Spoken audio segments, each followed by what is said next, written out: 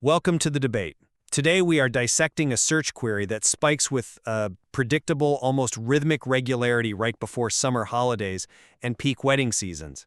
And that query is, lose 5 kilograms in 7 days. It is the absolute siren song of the diet industry. Exactly.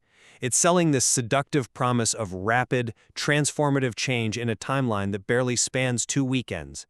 My position today, based on the laws of thermodynamics and the medical guidelines we've reviewed from the VADOD and Medical News Today, is that this claim is a biological fallacy. Losing 5 kilograms of body fat in a week is physiologically impossible for the vast majority of humans, and frankly, attempting it is medically hazardous. It's certainly a compelling promise, And looking at the search trends, it isn't going away no matter how many times it gets debunked. But the core question we need to answer today isn't just, does it work? It's whether this claim is a flat-out lie or, and this is where I think we're going to disagree, a technical reality based on how we define the word loss. A technical reality. Hear me out. While I agree that losing 5 kilograms of adipose tissue, pure fat, is impossible for most people in 7 days, losing 5 kilograms of scale weight is actually physically possible. I'll be arguing that if we understand the mechanics of glycogen depletion and very low-calorie diets, this claim exists in a gray area. It is deceptive, absolutely, but it's not necessarily a hallucination. Well, I suspect that gray area is exactly where people get hurt. But before we get into the nuance of water versus fat, let's just start with the hard math. To believe you can lose 5 kilograms of fat in a week, you have to effectively ignore the fundamental energy constants of the human body. We have data from the Wellness Hub and Medical News Today, which reiterate that 1 kilogram of body fat contains roughly 7,700 calories of potential energy. That's the bank account we are trying to drain. Which makes the math for 5 kilograms staggeringly high when you actually run the numbers. It's massive. To lose 5 kilograms of pure fat, you need a total caloric deficit of 38,500 calories. If you break that down into a 7-day timeline, you need a daily deficit of exactly 5,500 calories. Now consider that the average adult male requires perhaps 2,500 calories just to exist, just to keep the heart beating and the brain firing. Even if this person ate absolutely nothing, zero food for 7 days, they would only create a deficit of roughly 17,500 calories for the week. Right. So even with total literal starvation, they aren't even halfway to the 5 kilogram goal. They wouldn't even be close. To hit that 5,500 calorie daily deficit, you would need to starve yourself completely and then perform physical activity equivalent to running, roughly 2 full marathons every single day for a week?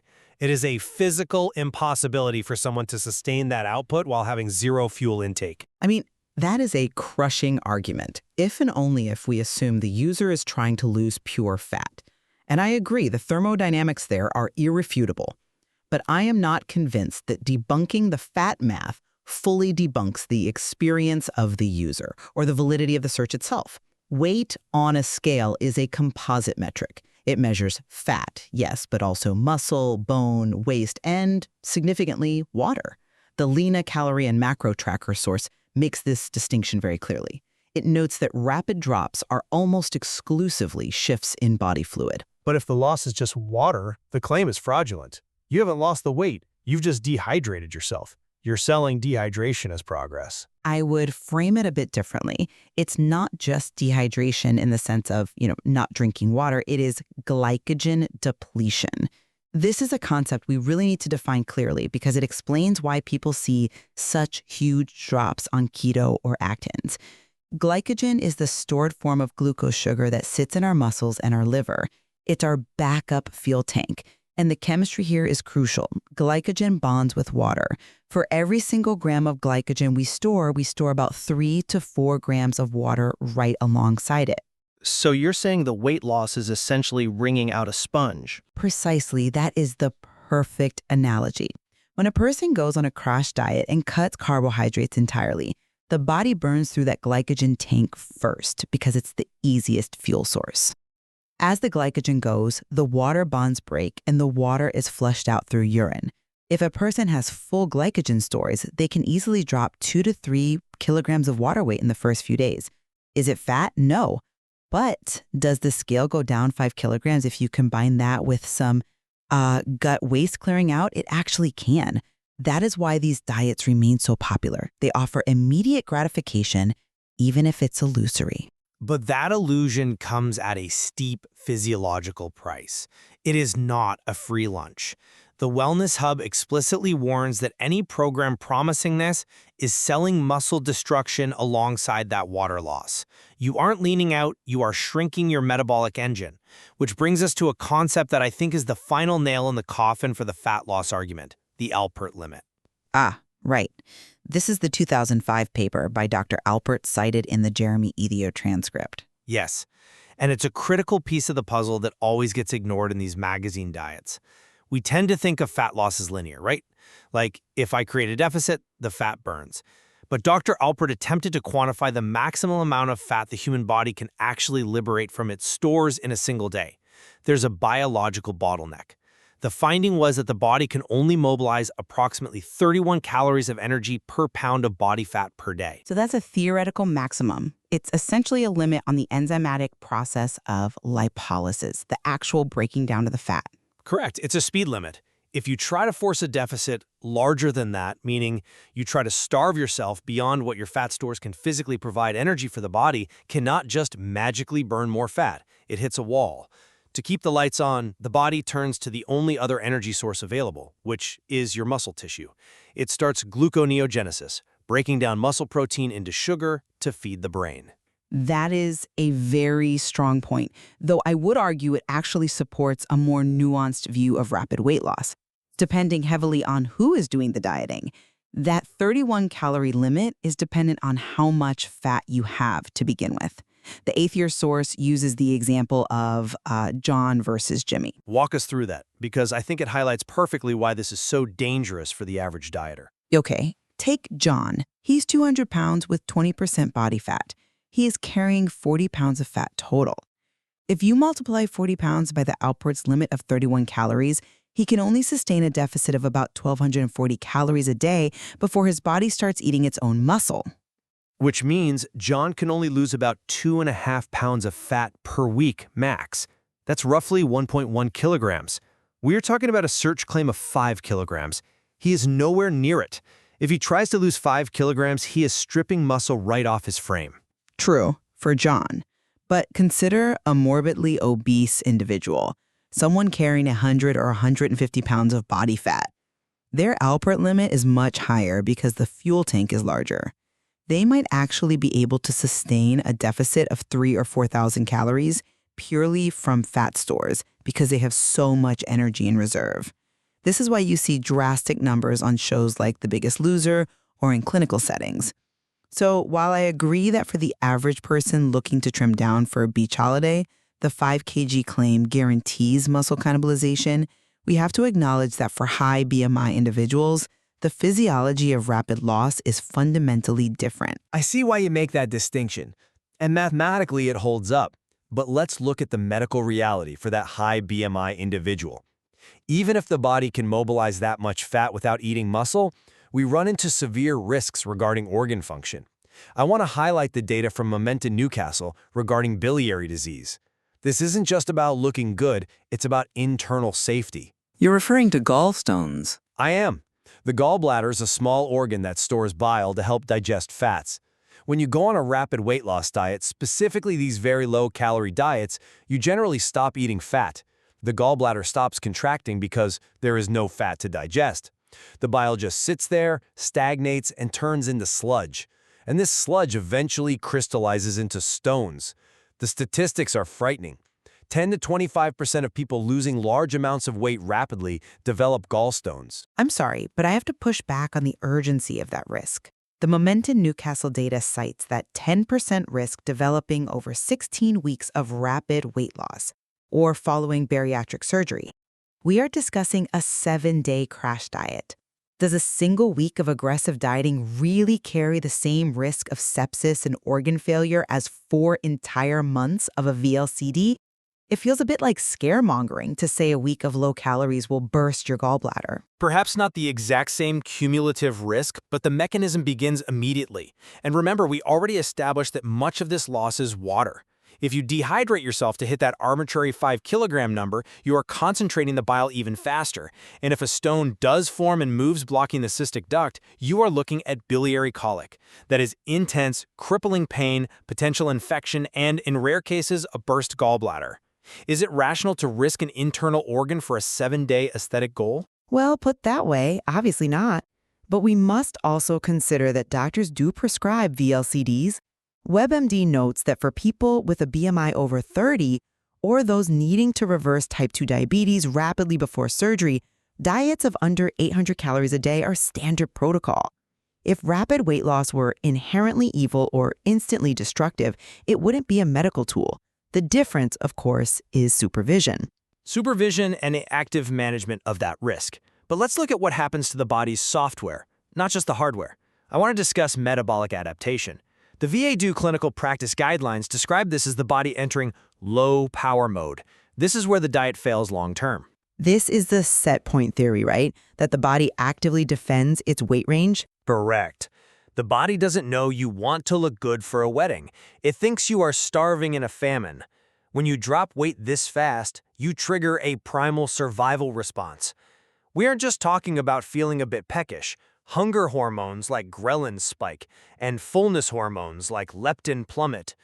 The Veda text explains that you will feel colder because your thyroid slows down. You will be fatigued. You will have intense, intrusive thoughts about high-calorie food.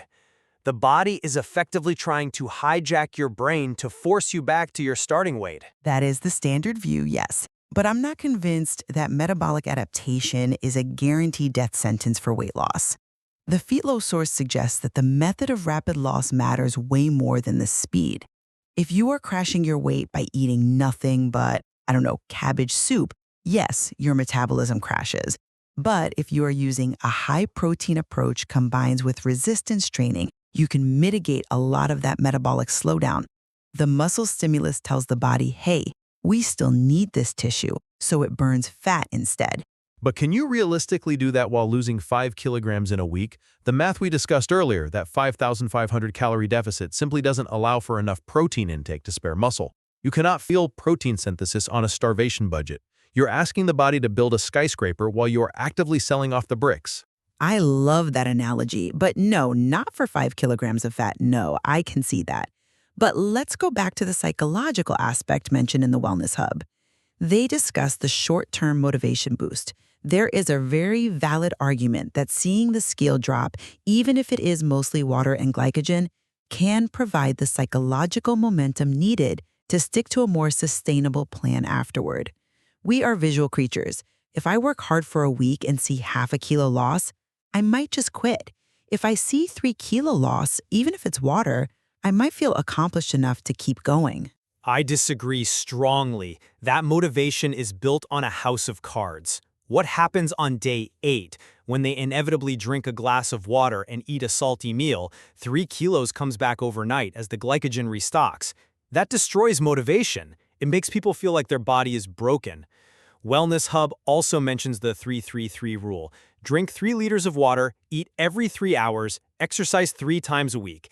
People think this is a magic shortcut to the 5 kilo drop. It's not. It's just reasonable advice that won't deliver the miracle they actually want. Effect. But have you considered that for some people, the bloating is the actual problem? If someone wants to look good for a specific event, they aren't necessarily asking for their body fat percentage to drop by 4 points. They just want their dress to zip up. The Lena Tracker source points out that reducing sodium and carbs reduces water retention. That whoosh of water weight makes them physically smaller. It achieves the aesthetic goal even if it completely fails the biological one. But at what cost? We haven't even touched on the British Dietetic Association warning about fad diets. They explicitly flag diets promising more than 1 kilogram, that's about 2 pounds of body fat a week, as lacking scientific evidence.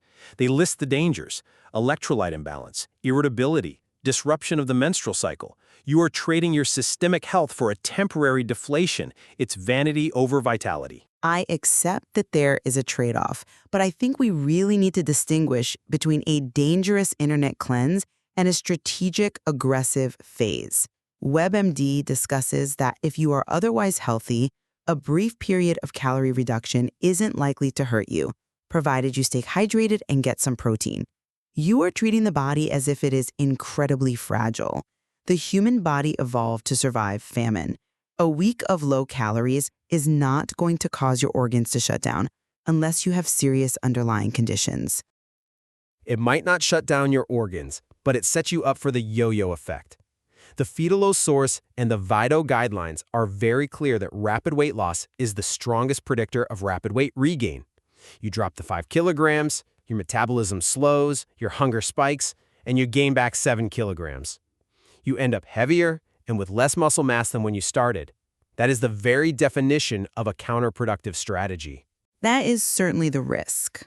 However, I want to circle back to the Alpert limit one more time, because I think it highlights where the nuance lies.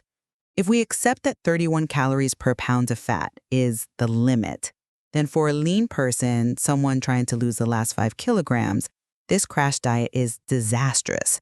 They don't have the fat stores to cover the energy deficit. Their body must eat its own muscle. Exactly, it has no other choice. But for someone with significant obesity, a faster rate of loss is physically sustainable. The Momenta Newcastle sheet discusses risks, but it is in the context of a program designed to put diabetes into remission. In that medical context, the benefits of rapidly dropping visceral fat, the fat around the organs, might outweigh the risks of gallstones or metabolic adaptation. We shouldn't throw the baby out with the bathwater here. Rapid weight loss does have a place, physiologically speaking. It has a place under medical supervision. That is the key distinction.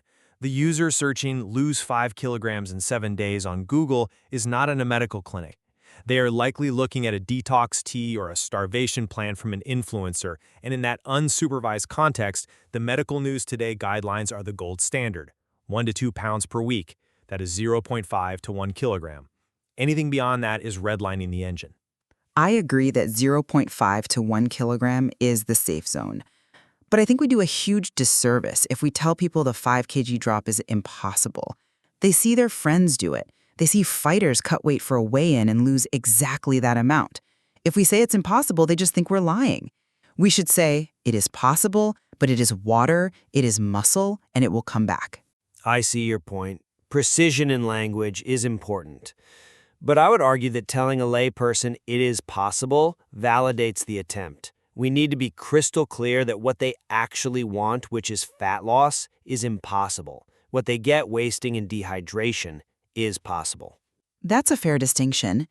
And speaking of wasting, the WebMD source mentions that rapid weight loss can lead to hair loss and loss of bone density. These are severe long-term costs for a very short-term fit. Precisely. And the Fetal article brings up an excellent point about garki nuski, or home remedies. There is a massive cultural pressure to trust quick fixes, lemon water, skipping dinner, cutting rice entirely. These myths fuel the idea that there is a secret trick to bypass thermodynamics. Right. The rice is the enemy myth. Fetal debunks that nicely, noting that calorie balance matters far more than the specific grain. But this connects right back to the 5 kg claim, because people assume if they just cut out rice or gluten entirely, the weight will just fall off. And again, initially it does, because they drop the water weight associated with the carbs. They mistake a simple shift in hydration for a miracle. And that mistake leads straight to the cycle of failure. The VABB guide emphasizes setting SMART goals: specific, measurable, action-oriented, realistic, time-based. Lose 5 kg in 7 days fails the realistic criteria completely. Unless, as I mentioned, you are preparing for a photo shoot or a weigh-in and you fully understand you are manipulating water, not fat. But for the general population, I agree, it fails the test. So, looking at the evidence, we have a clear consensus on the biology, even if we debate the utility of the messaging. The math of 38,500 calories proves that fat loss of this magnitude is a fantasy. The Alpert limit proves that attempting it destroys muscle. And the medical data on gallstones proves it carries significant risk. And the data on VLCDs and water weight proves that the scale can move that much, which explains exactly why the myth persists. It's a biological sleight of hand. Let's move to our conclusions then.